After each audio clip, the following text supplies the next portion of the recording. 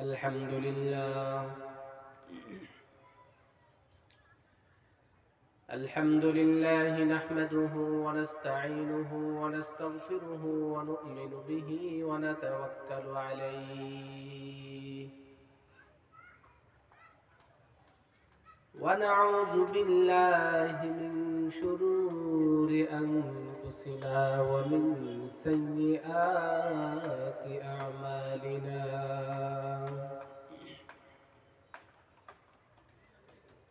من يهده الله فلا مضل له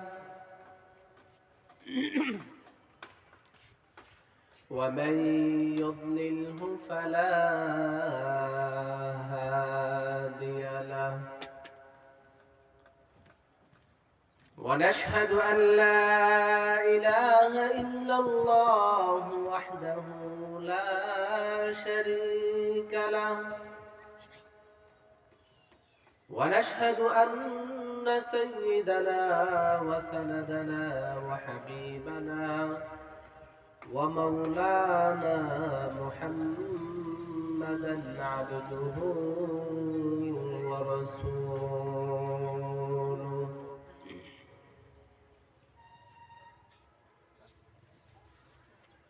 أما بعد فأعوذ بالله من الشيطان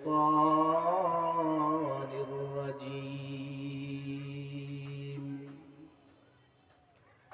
بسم الله الرحمن الرحيم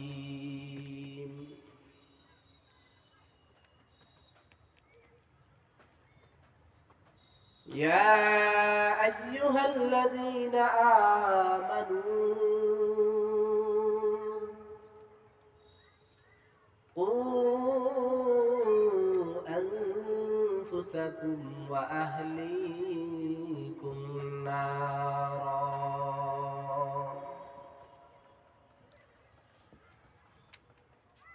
وقال رسول الله صلى الله عليه وسلم ألا كلكم راع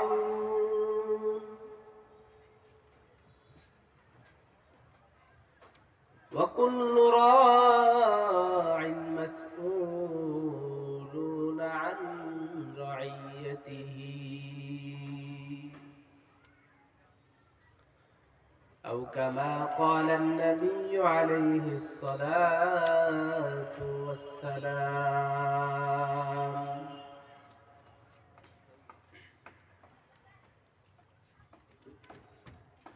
اللهم صل على سيدنا ومولانا محمد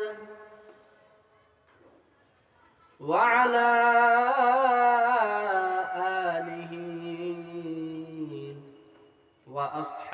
وأصحابه وبارك وسلم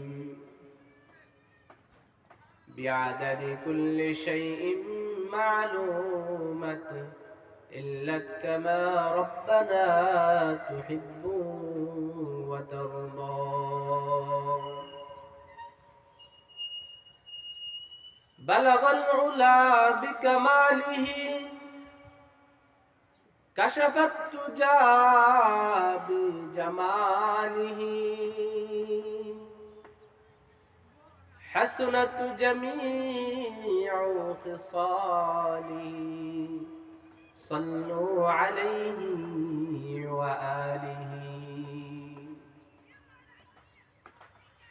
रहे मेरे मस्कन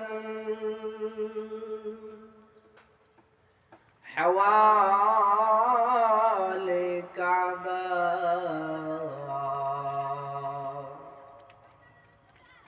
बने मेरे मदफन दियारे मदीना बलगल उला बिकमालिही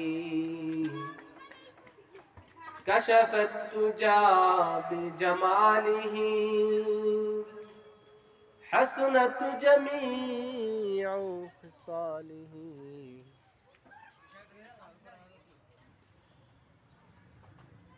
بلغ العلا بكماله كشف التجى بجماله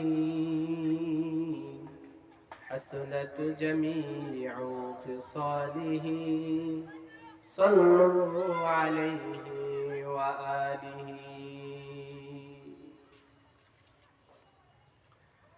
الحمد لله আল্লাহ পাকের দরবারে লাখো কোটি শুকরিয়া যে মহান রব আমাদেরকে দুনিয়ার সকল কাজ থেকে ফারেক করে বরকতে মহতি মজলিসে বসার আসার এবং কিছু কথা বলা ও শোনার তৌফিক দান করেছেন সেই রবের নিকট শুকরিয়া আদান বলি আলহামদুলিল্লাহ। সাথে সাথে লক্ষ কোটি দুরূদ ও সালাম নবী মুহাম্মদুর রাসূলুল্লাহ সাল্লাল্লাহু আলাইহি ওয়াসাল্লামের উপর।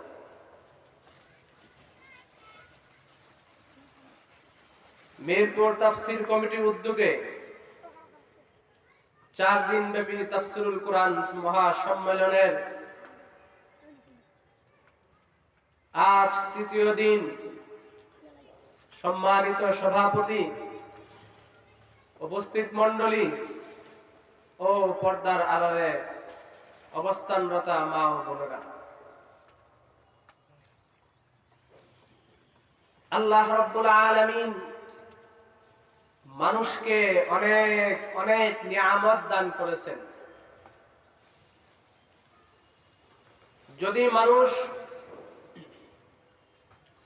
তার শব্দের ভিতরে আল্লাহ তাআলার নিয়ামতগুলা গণনা শুরু করে, একটা একটা করে নিয়ামত গণনা শুরু করে, তাহলে মানুষের জীবন শেষ হয়ে যাবে, কিন্তু আল্লাহ তাআলার নিয়ামত কতগুলো আছে সেগুলো সে গণনা করে শেষ করতে পারবে না।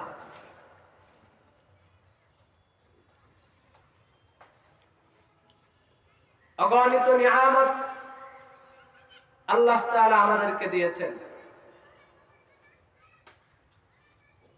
অগণিত নিয়ামত আল্লাহ তাআলা মানুষকে দিয়েছেন।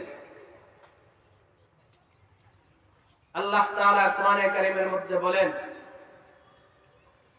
ওয়া ইন তাউদ্দু নি'মাতাল্লাহি লা তুহসুহা।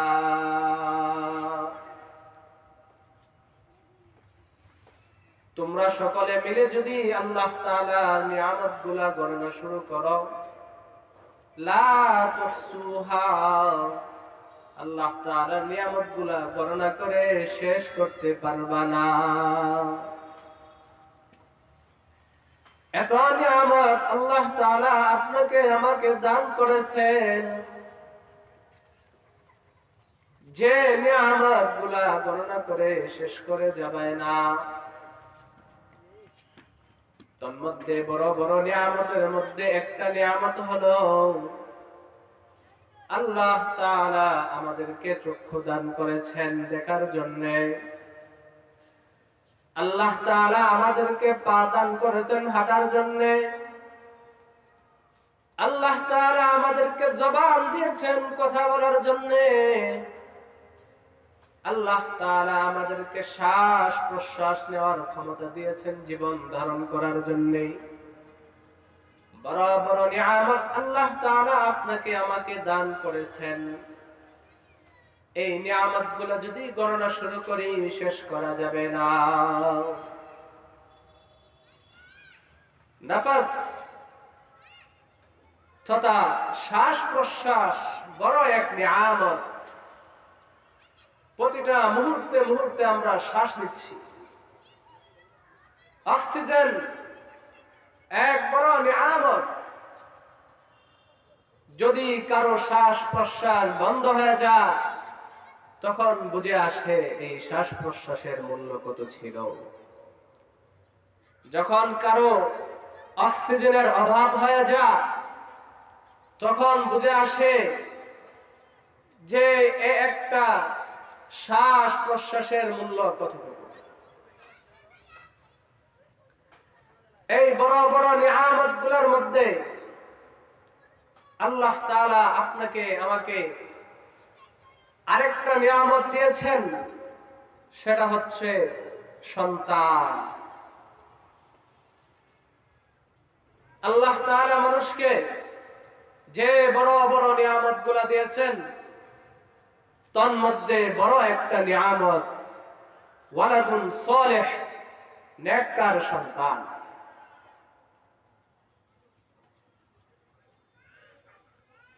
সন্তান যাদের নাই তাদেরকে জিজ্ঞাসা করলে দেখা যাবে তাদের কত কষ্ট। যে ব্যক্তির কোনো সন্তান নাই, যখন তাকে বলা হবে ভাই তোমার কোনো কষ্ট আছে কিনা, উত্তরে বলবে হ্যাঁ ভাই, দুনিয়াতে তো আমি অনেক নাজ নিয়ামত পেয়েছি, কিন্তু আল্লাহ তাআলা আমাকে একটা সন্তান দেয় নাই। এই সন্তানের নিয়ামত না পাওয়ার কারণে আমি অনেক কষ্ট ভোগ করতেছি। কোটি টাকার সম্পদের অধিকারী, কোটি কোটি টাকার মালিক, কিন্তু আল্লাহ তাআলা তাকে কোনো সন্তান দেয় নাই। বৃদ্ধ বয়স চলে আসছে, আর মাথার মধ্যে আসতেছে কিছুদিন পর তো আমি ইন্তেকাল করব, আমার এত কোটি কোটি সম্পদ কে দেখাশোনা করবে?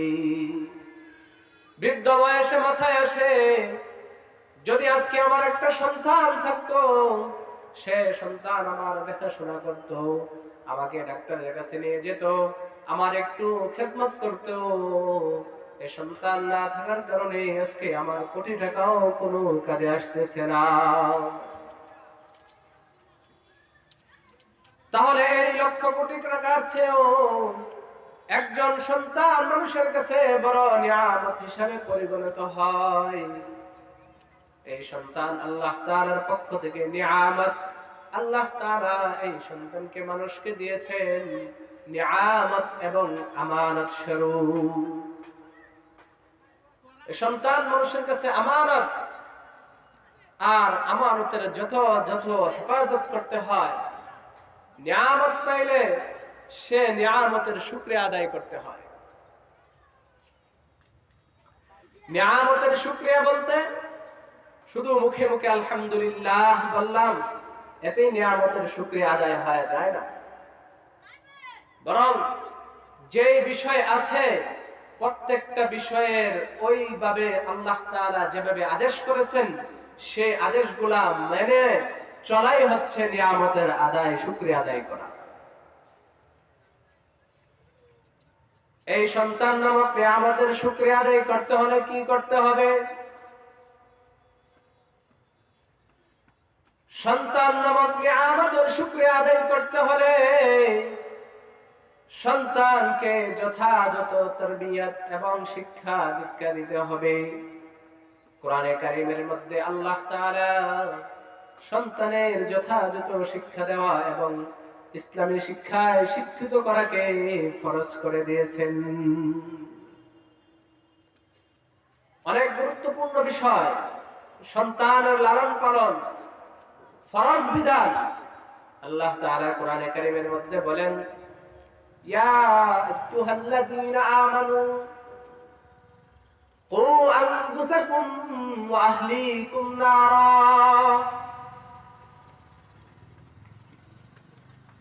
হে ঈমানদার, তোমরা নিজেরা জাহান্নাম থেকে বাঁচো, আর তোমাদের আহাল আর পরিবার পরিজনকেও জাহান্নামের আগুন থেকে বাঁচাও।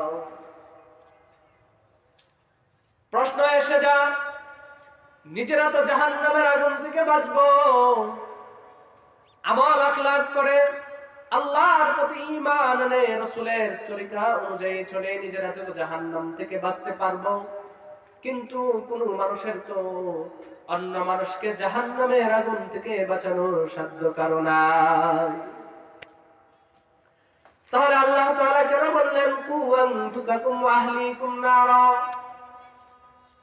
পরিবার পরিজনকেও জাহান্নামের আগুন থেকে বাঁচাও। যদি কারো সাধ্য না থাকে অন্যকে জাহান্নামের আগুন থেকে বাঁচাতে, তাহলে আল্লাহ তাআলা এখানে কেন মানুষকে, মুসলমানকে পরিবার পরিজনকেও জাহান্নামের আগুন থেকে বাঁচাইতে বলল?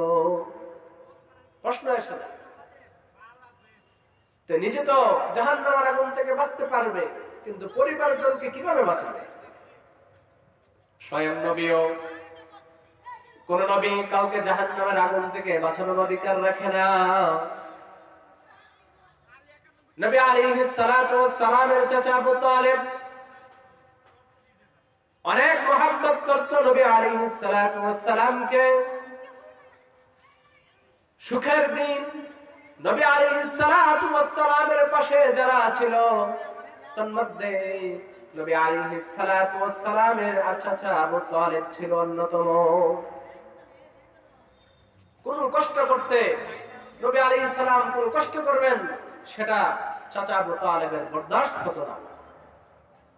সেই আবু তালেবকে নবী আলাইহিস সালাতু ওয়াস সালাম হেদায়েত দিতে পারেন নাই।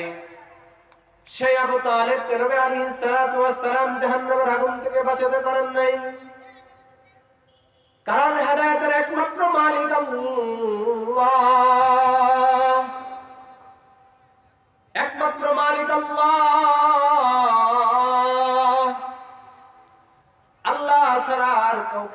আল্লাহ ছাড়া আর কেউ হেদায়েত দিতে পারেন না। আল্লাহ ছাড়া আর কেউ জাহান্নামের আগুন থেকে মানুষকে বাঁচাইতে পারে না। আল্লাহ তাআলা কোরআনে কারীমের মধ্যে বলেন, ইন্নাকা লা তাহদি মান আহবাবতা ওয়ালাকিন্নাল্লাহা ইয়াহদি মান ইয়াশা। আপনি যাকে চান তাকে জাহান্নামের আগুন থেকে বাঁচাতে পারবেন না। আপনি যাকে ইচ্ছা করবেন তাকে জাহান্নামের আগুন থেকে বাঁচাতে পারবেন না, হেদায়েত দিতে পারবেন না। হেদায়েতের মালিক একমাত্র আল্লাহ। আল্লাহ যাকে চান তাকে তিনি হেদায়েত দিতে পারেন। তাহলে কোন নবীও কোন সাধারণ মানুষকে জাহান্নামের আগুন থেকে বাঁচাতে পারবে না। অথচ কোরআনে কারীমের মধ্যে আল্লাহ তাআলা বলেন, কু আনফুসাকুম ওয়া আহলিকুম নারা। এর দ্বারা উদ্দেশ্য হলো তোমরা জাহান্নামের আগুন থেকে নিজের আমল করে বাঁচবে, আর তোমাদের পরিবার পরিজন যারা আছে, তোমাদের অধীনস্থ যারা আছে, তাদেরকে তোমরা ইসলামী শিক্ষায় শিক্ষিত করে ঈমানের পথে, হিদায়াতের পথে তোমরা তাদেরকে পরিচালিত করবে। তোমাদের দায়িত্ব তোমাদের সন্তান, তোমাদের পরিবারের লোকদেরকে ইসলামের শিক্ষায় শিক্ষিত করা, ইসলামের পথে তাদেরকে পরিচালনা করা, পৌঁছে দেওয়া তাদের কাছে। তারপরে যদি তারা না মানে, না মানার কারণে জাহান্নামে যায়, সেজন্য তোমাদেরকে পাকড়াও করা হবে না।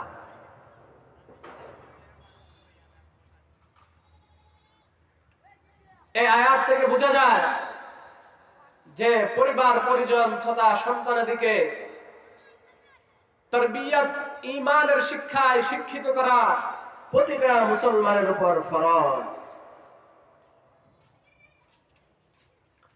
আলা কুল্লুকুম রাইন ওয়া কুল্লু রাইন মাসউলুন আন রাইয়াতিহি।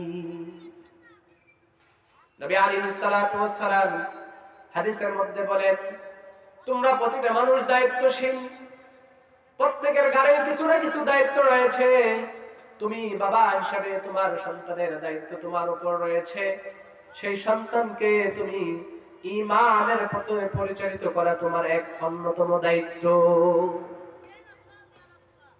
এই সন্তানকে ভালো মানুষ হিসাবে, মুমিন হিসাবে বড় করা, লালন পালন করা বাবার উপর কর্তব্য, ফরজ।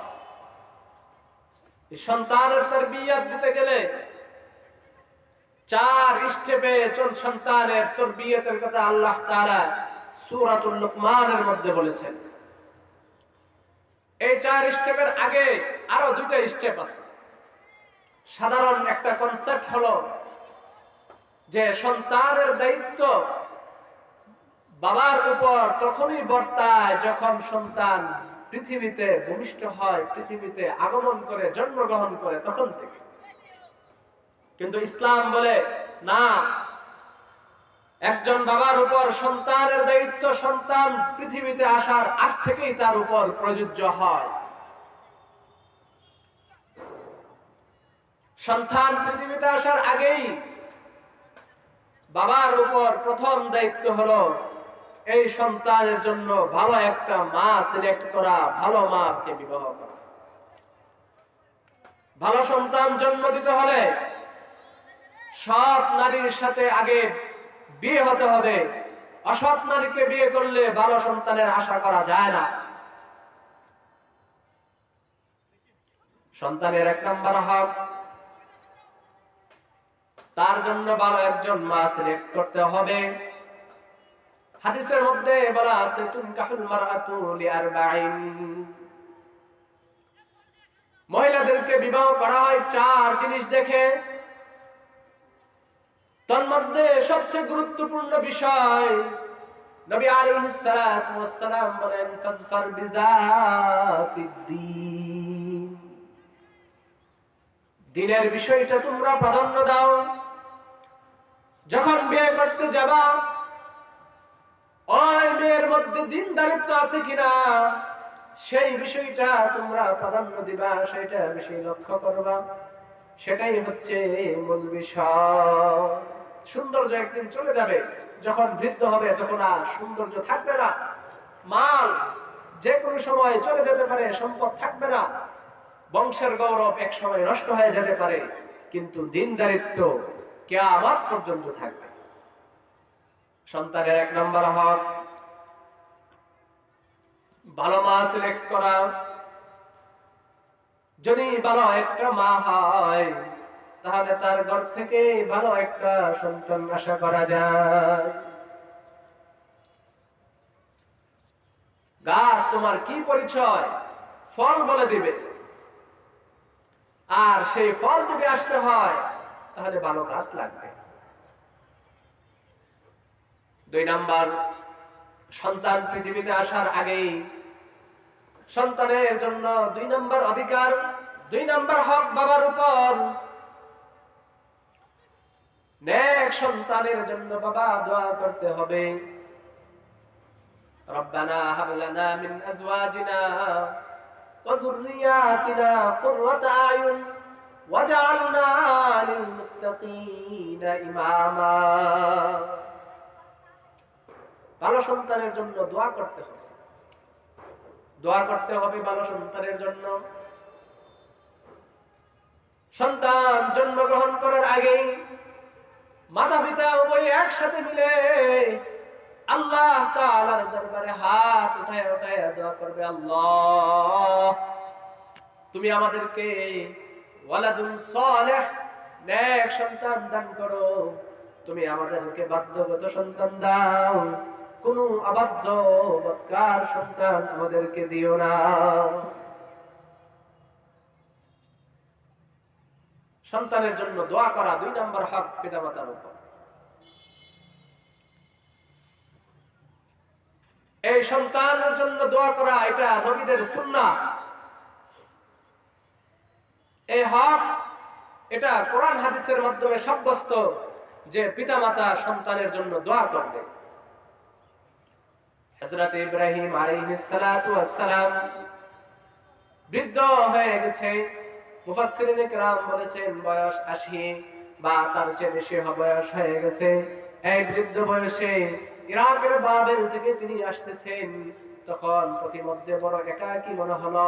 হযরত ইব্রাহিম আলাইহিস সালাতু ওয়াস সালাম আল্লাহ তাআলার দরবারে দোয়া করা শুরু করলেন, রব্বি হাবলি মিন লাদুনকা ওয়ালাদান সালিহা।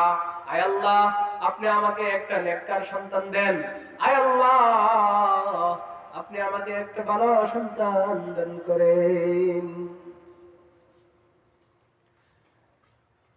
বৃদ্ধ বয়সে ইব্রাহিম আলাইহিস সালাতু ওয়াস সালাম সন্তানের জন্য দোয়া করেছেন। এই দোয়া করা নবীদের সুন্নাহ, এটা সন্তানের অধিকার বাবার উপর। ফাবাশশারনাহু বিগুলামিন হালিম, আল্লাহ তাআলা সেই দোয়া কবুল করে নিয়েছেন। দোয়া কবুল করে প্রতি উত্তরে আল্লাহ তাআলা বলেন, ফাবাশশারনাহু বিগুলামিন হালিম। আমি ইব্রাহিমকে এক সহনশীল সন্তানের সুসংবাদ দিলাম। আমি তাকে এক সহনশীল সন্তান দান করলাম। সহনশীল মানে কি? মুফাসসিরিনে কেরাম বলেন, সহনশীল হচ্ছে অনেকগুলা ভালো গুণের সমষ্টিকে বলা হয় সহনশীল। বিগুলামিন হালিম, যে সহনশীল হবে সে সবের ধৈর্যধারী হবে, শাকের হবে, সে নামাজি হবে, সে ভালো মানুষ হবে। তো সন্তানের জন্য দোয়া করা এটা নবীদের সুন্নাহ। হযরত ইব্রাহিম আলাইহিস সালাতু ওয়াস সালাম যেন একজন ভালো সন্তান হয় সেজন্য দোয়া করেছে।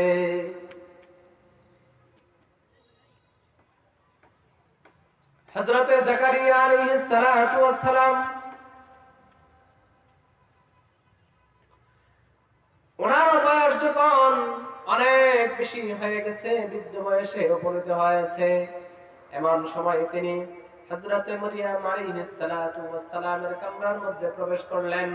গিয়ে দেখলেন মারিয়াম আলাইহিস সালাতু ওয়াস সালামের কামরার মধ্যে অনেক অনেক ফলমূল, যে ফলগুলা আন মৌসুম, শীতের মৌসুমে গরমের ফল, গরমের মৌসুমে শীতের ফল। এমনটা দেখে হযরত জাকারিয়া আলাইহিস সালাতু ওয়াস সালাম মারিয়ামকে জিজ্ঞেস করলেন, আন্না লাকি হাযা, এই ফল কোথেকে আসলো? কোথেকে তুমি এই ফল পাইলা? মারিয়াম আলাইহিস সালাতু ওয়াস সালাম জবাবে বলেন, قالت هو من عند الله।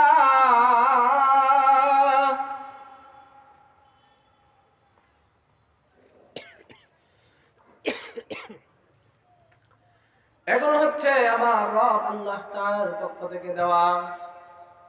আল্লাহ তাআলা আমাকে এই সমস্ত ফলমূল আমাকে আল্লাহ তাআলা দান করেছে।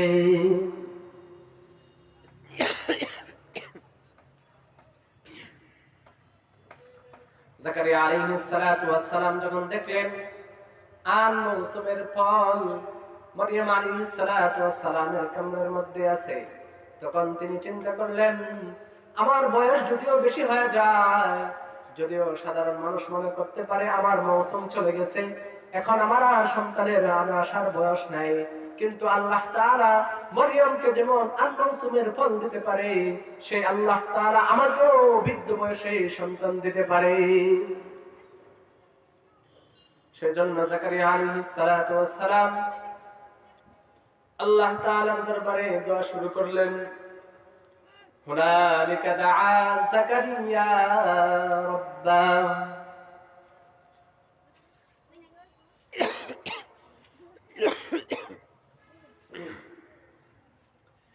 জাকারিয়া আলাইহিস সালাতু ওয়াস সালাম আল্লাহ তাআলার দরবারে দোয়া শুরু করলেন। হুনালিকা দাআ জাকারিয়া রাব্বাহ قال رب هب لي من لدنك ذرية طيبة। আল্লাহ, আপনি আপনার পক্ষ থেকে আমাকে পবিত্র ভালো একটা সন্তান দেন। তো এই নেক সন্তান পাওয়ার জন্য আল্লাহ তাআলার দরবারে দোয়া করা এটা নবীদের সুন্নাহ। তো একজন সন্তানের অধিকার, পিতামাতার উপর 2 নম্বর অধিকার হচ্ছে তার জন্মের আগেই তার জন্য দোয়া করতে হবে।